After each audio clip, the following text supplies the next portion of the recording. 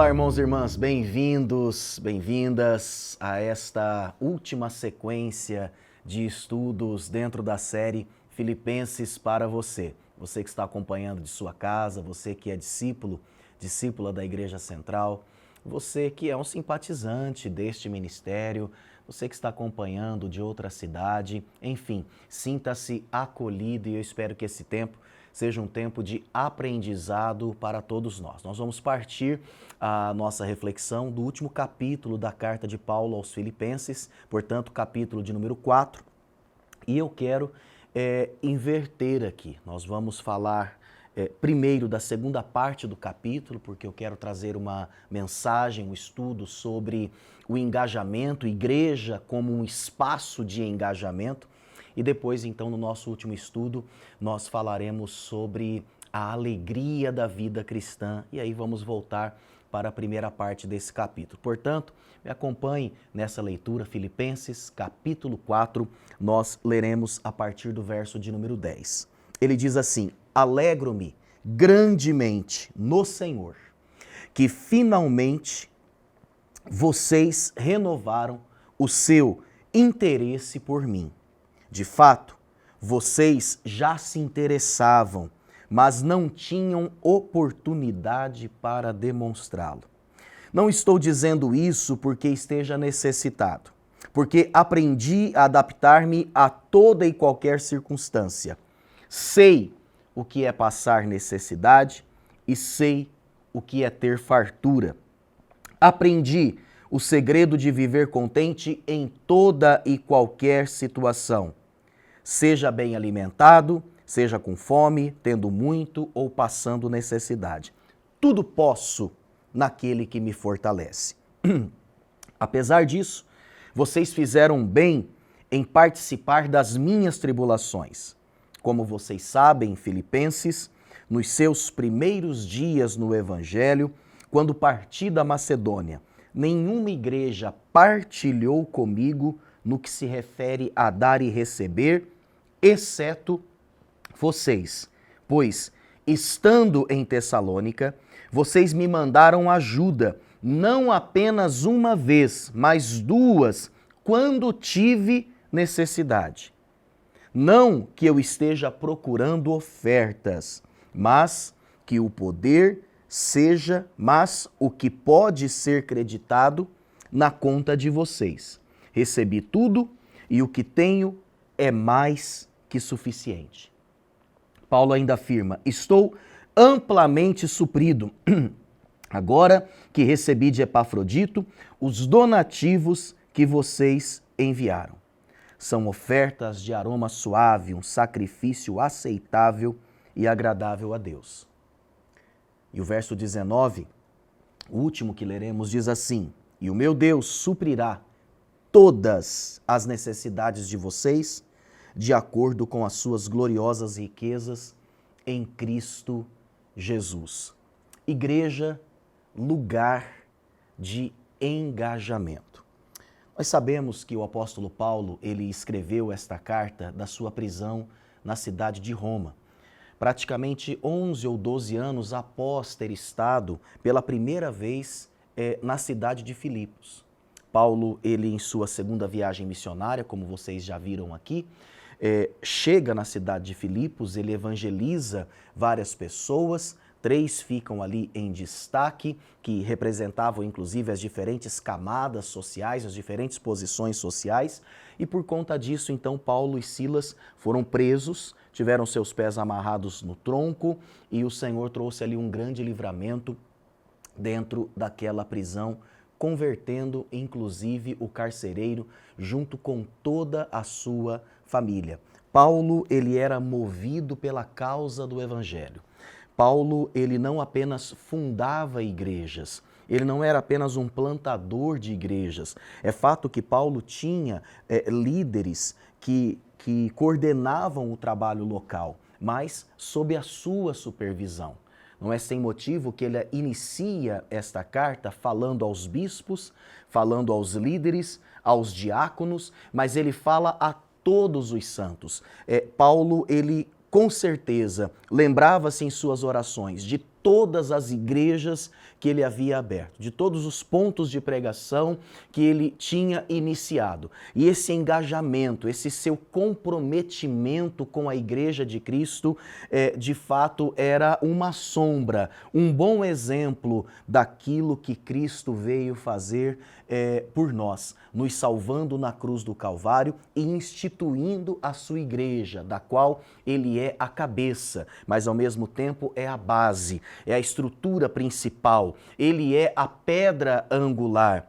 Quando nós entendemos que a carta aos Filipenses foi escrita nas prisões de Paulo, todos os nossos argumentos, eles são demolidos, demovidos, desconstruídos. Porque talvez possamos pensar, pastor, esse engajamento todo com a causa do Evangelho, vivendo a vida da igreja, era algo mais comum e mais pertinente há décadas passadas. Quando, pastor, nós não tínhamos muitos pastores, e é verdade, um pastor, e eu estou falando de 50 anos atrás, às vezes cuidava de 5 igrejas. Ele fazia suas viagens sobre o lombo de um animal e então ele chegava até essas comunidades. Em muitas dessas localidades ainda sequer havia uma cidade organizada, um distrito organizado. Então as pessoas ali daquela comunidade local acabavam se engajando mais, se envolvendo mais, e era assim esse espaço, um espaço de engajamento, de treinamento, de capacitação, um grande celeiro de líderes. Eu posso dizer quantos homens, por exemplo, no Arraial Presbiteriano, foram ordenados presbíteros e pastores, no caso até pastores, sequer com curso teológico. Por quê? Porque a demanda era muito alta e a mão de obra era pequena. Nós tivemos, há pouco tempo, uma inversão disso. Nós tivemos um excesso de contingente, não é? Onde alguns líderes simplesmente não tinham igrejas para pastorear. Veja como as coisas mudam, mas talvez isso trouxe um comodismo entre os leigos.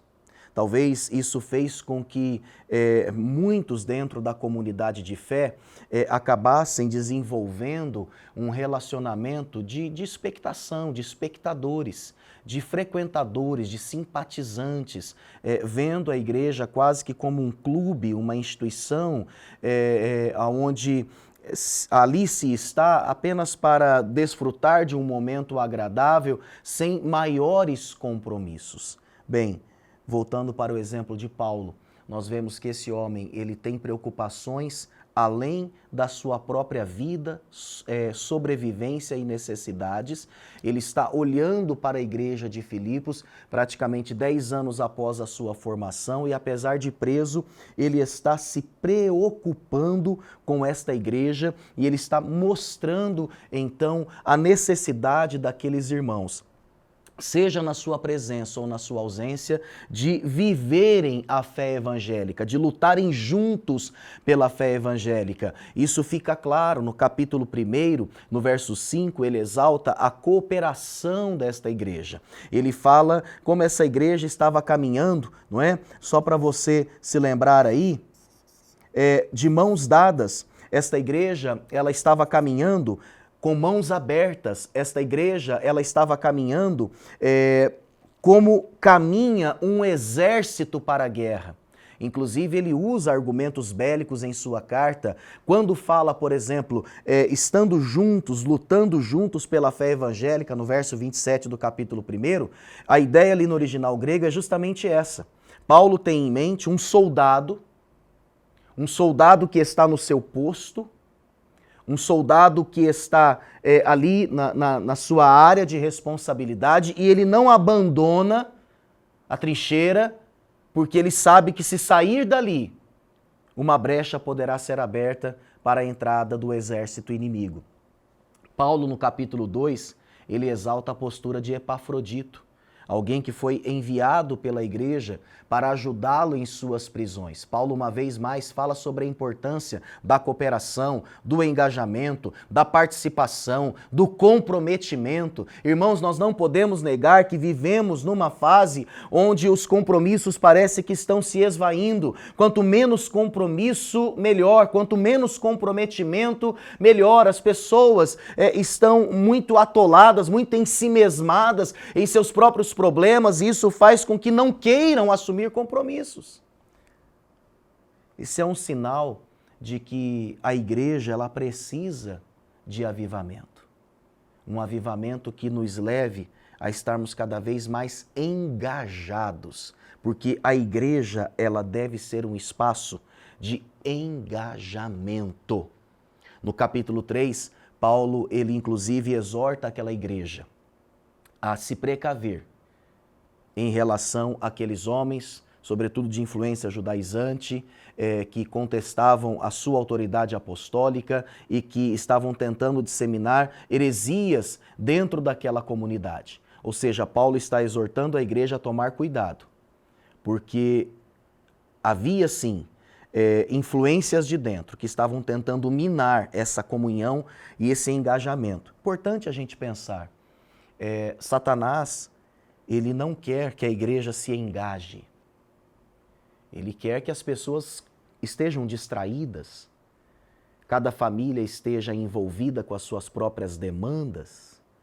E quantas vezes nós enfrentamos, sim, desafios, adversidades, problemas, quando começamos a nos engajar. É comum você ouvir isso. Poxa, pastor, eu estou tentando, eu me envolvi no ministério, mas quanta luta, quanta dificuldade, eu achei que fosse diferente. É verdade, meu irmão. Eu creio que esta seja uma prova, esta luta, de que você está caminhando no centro da vontade de Deus. Não é fácil manter-se engajado. Nós vamos ver aqui algumas dessas bases para o nosso engajamento.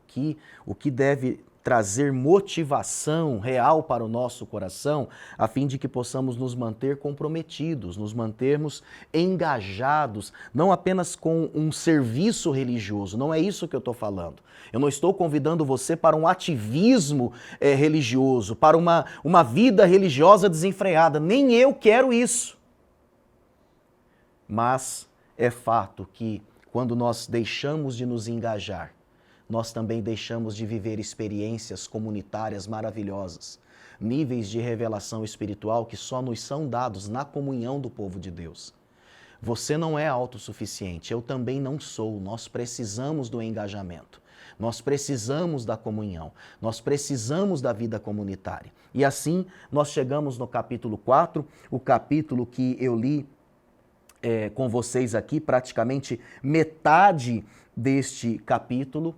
E então nós podemos, a partir deste capítulo agora, falar sobre essas principais bases que sustentam a comunhão e que sustentam o engajamento. Eu vou fazer aqui uma espécie de uma plataforma, não é? É importante que você pense nesse projeto de desenho, eu sou péssimo para desenhar, como uma plataforma sobre a qual nós vamos construir, não é? Algumas motivações, algumas bases para esse nosso engajamento, para essa nossa comunhão.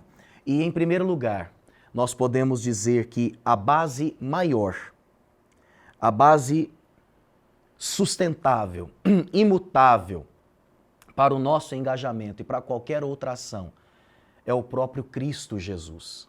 É o seu exemplo.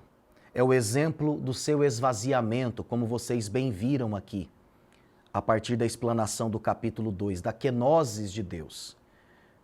Inclusive o apóstolo Paulo chega a dizer, olha, imitem o exemplo de Cristo, que sendo Deus, não teve por usurpação ser igual a Deus, antes a si mesmo se esvaziou. Paulo, ele apresenta uma série de argumentos, mas o cerne, o coração desses argumentos é a pessoa de Cristo Jesus.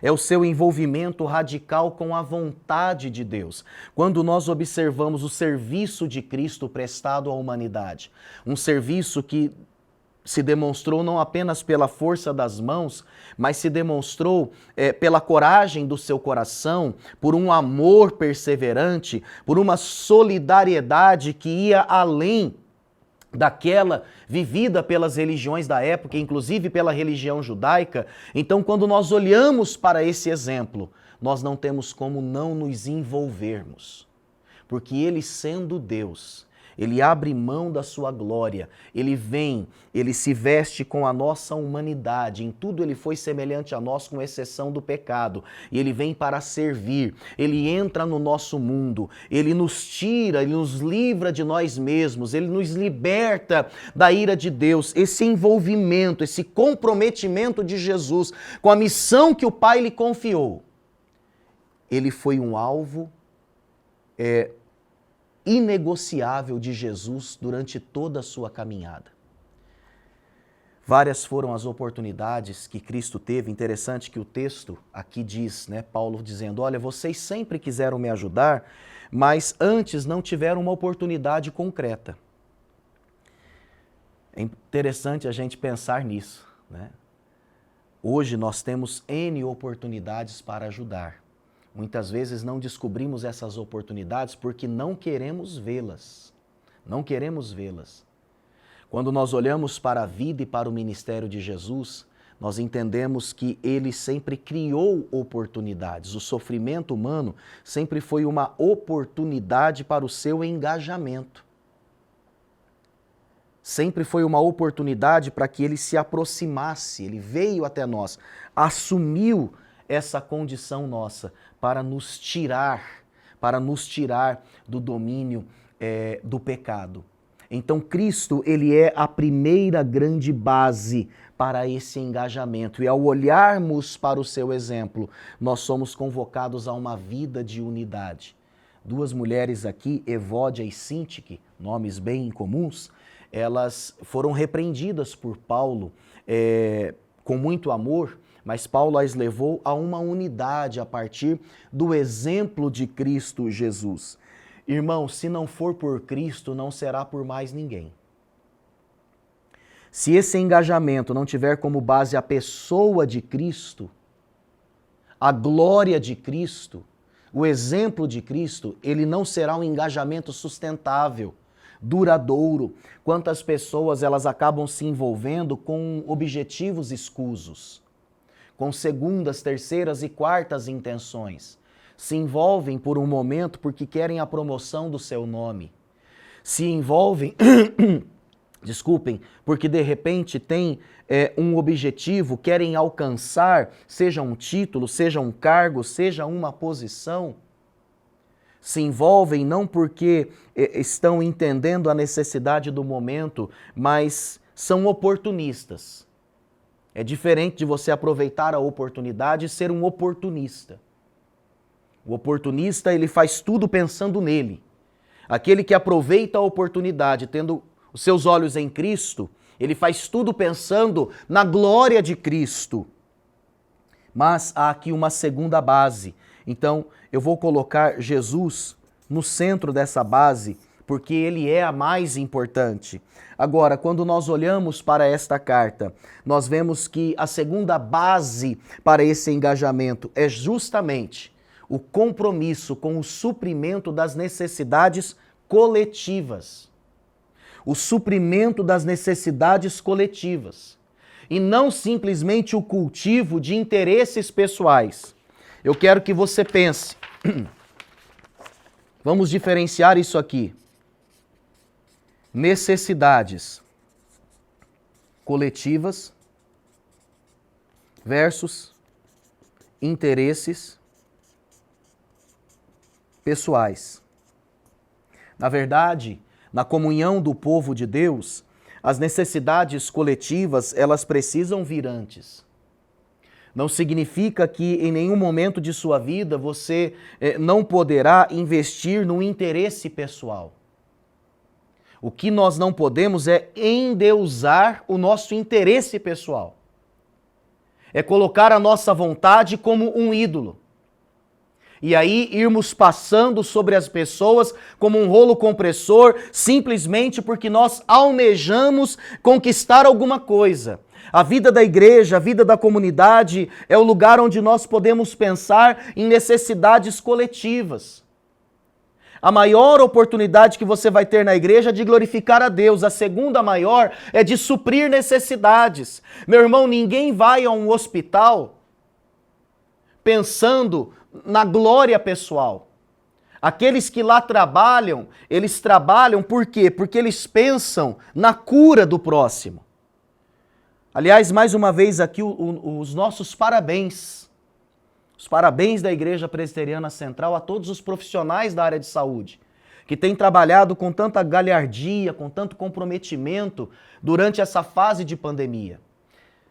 Por que eu estou dizendo isso? Porque, irmãos, igreja é hospital. Para mim, a melhor definição de igreja hoje é hospital.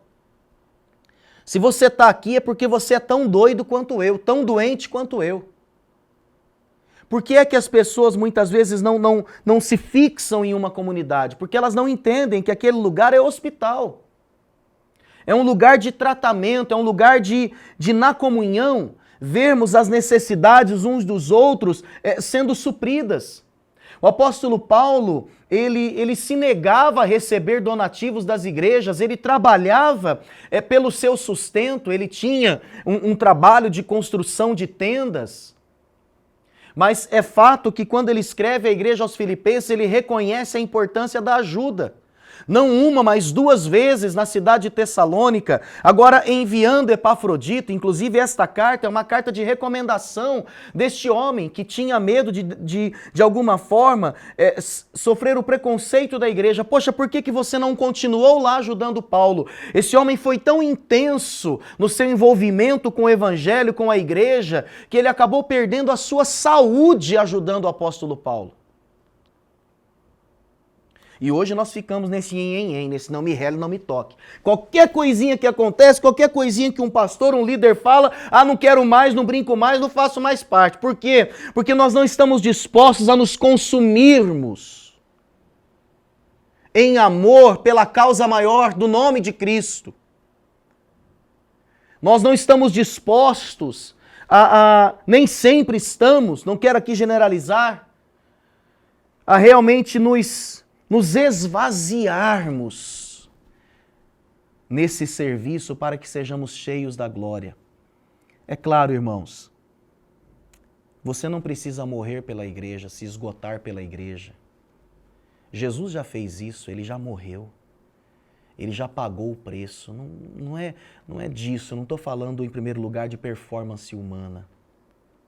Mas hoje é importante nós falarmos sobre essa necessidade de engajamento, de comprometimento, de envolvimento, onde os compromissos são tão líquidos, são tão circunstanciais, são tão pontuais, alguns apelos emocionais, muitas vezes nos convocam para o engajamento, mas nem sempre este se sustenta. O apóstolo Paulo, ele chamou esta igreja de companheira de jugo. O apóstolo Paulo, ele diz, não houve outra igreja que se associou comigo no tocante a dar e receber, senão vocês.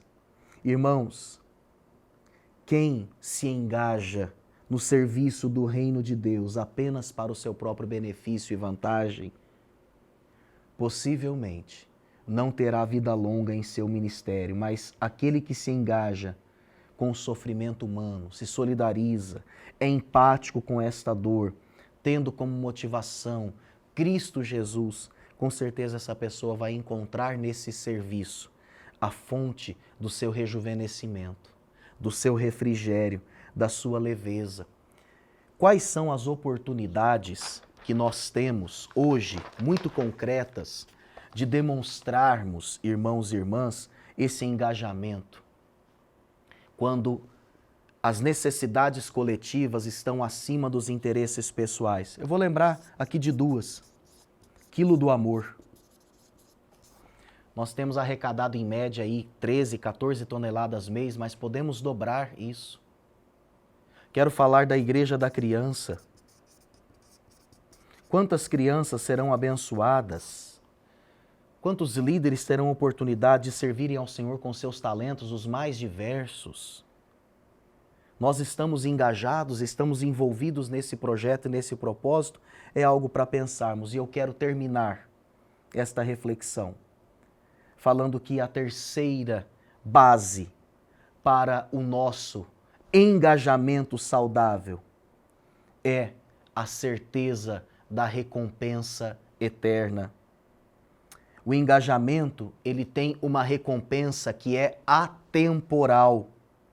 É como se nós pensássemos, não é, a cada dia na eternidade como uma caixa de presentes,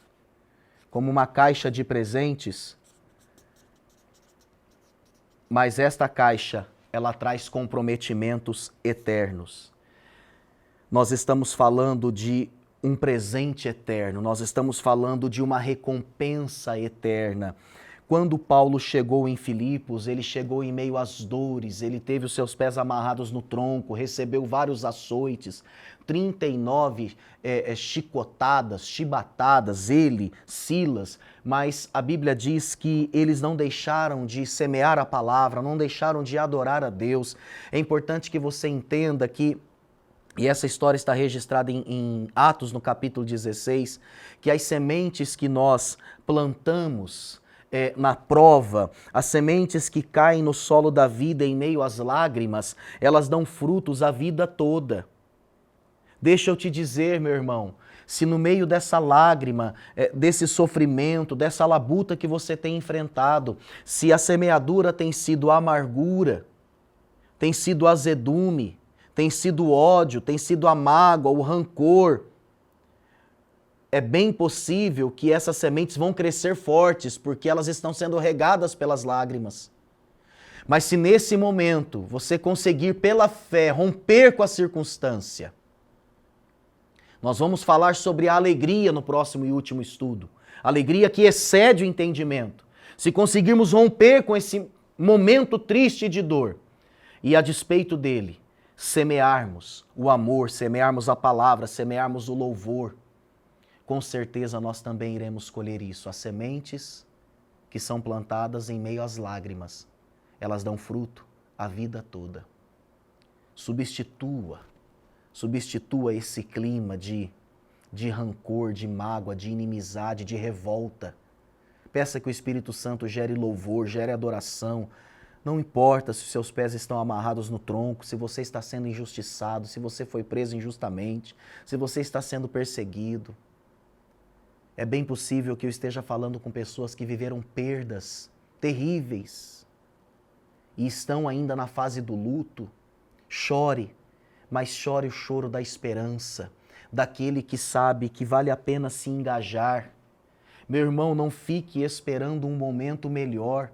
É possível que Deus use esse seu comprometimento como um remédio para curar tua dor. Enquanto nós estamos girando em torno da nossa dor, nós estamos endeusando a nossa dor. A dor tem sido um ídolo, a perda tem sido um ídolo para muitas pessoas. Esses dias eu falei de um filme aqui. Entre tantas histórias, mostra a história de um casal que perde uma filha adolescente. E esse casal então passa muitos anos endeusando a dor da perda. Meu irmão, quando nós olhamos para a vida de Paulo, de Silas, nós vemos que há um porquê no amor desta igreja para com esses homens. Essa igreja amava esses homens e ajudava esses homens, estava engajada com o ministério deles, porque esses homens, mesmo na sua dor, mesmo no seu sofrimento, eles estavam plantando sementes de vitória. E agora, 10 anos depois, Paulo, na sua prisão, ele está preocupado com esta igreja, ele continua comprometido, ele continua engajado com esta igreja. Todo engajamento saudável, ele nos fará apontar para a eternidade.